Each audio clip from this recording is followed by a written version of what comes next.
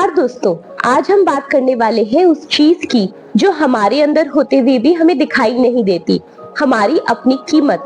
हम पूरी जिंदगी दूसरों से मुकाबला करते हैं, उनकी लाइफ, उनकी सक्सेस, उनका लुक और उनका टैलेंट। इसी चक्कर में हम अपनी अच्छाई को भूल जाते हैं।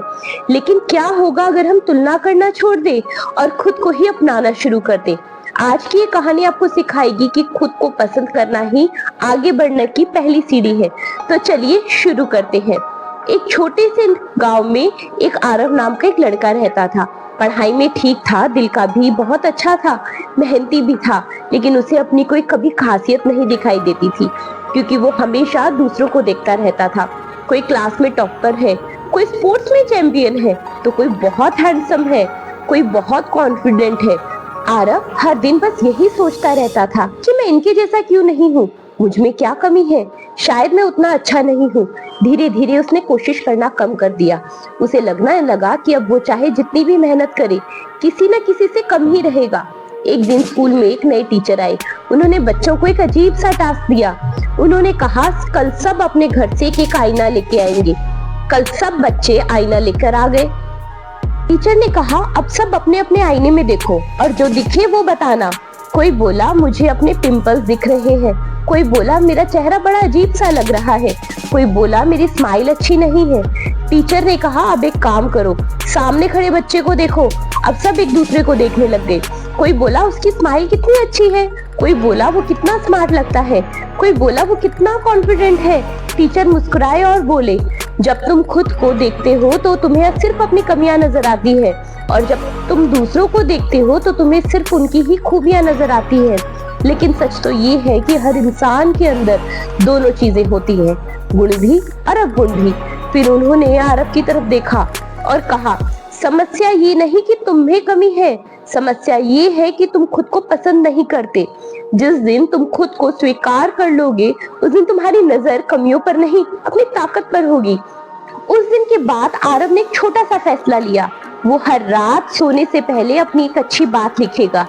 पहले दिन उसने लिखा, मैं झूठ नहीं बोलता।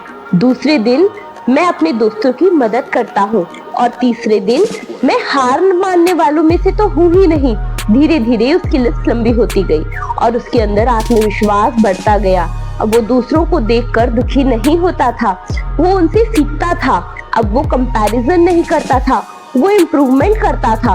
और सच में वो पहले से कहीं ज्यादा आगे बढ़ने लग गया था। तो आज की कहानी से हमने सीखा कि अगर हम खुद को पसंद नहीं करेंगे तो दुनिया भी हमें कोई तारीफ महसूस नहीं करने देगी। दूसरों की तुलना करने में अपने आत्मविश्वास को कम मत करो। हर इंसान अलग है और यही उसकी ताकत है। खुद को स्वीकार करना ही आगे बढ़ना है। कंपैरिजन छोड़ो, प्रोग्रेस को पकड़ो।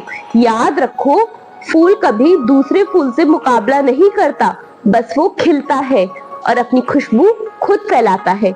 तो दोस्तों, अगर आज की कहानी ने आपको कहीं ना कहीं छुआ है तो एक बात याद रखिए, दूसरों से तुलना करने में अपनी पूरी जिंदगी निकल जाती है, लेकिन खुद को अपनाने में सिर्फ एक फैसला लगता है। अब जैसे हैं वैसे ही खास है, बस खुद को कम समझना बंद कर दीजिए। आज से एक छोटा सा काम कीजिए, हर रात सोने से पहले अपनी एक अच्छी बात लिखिए।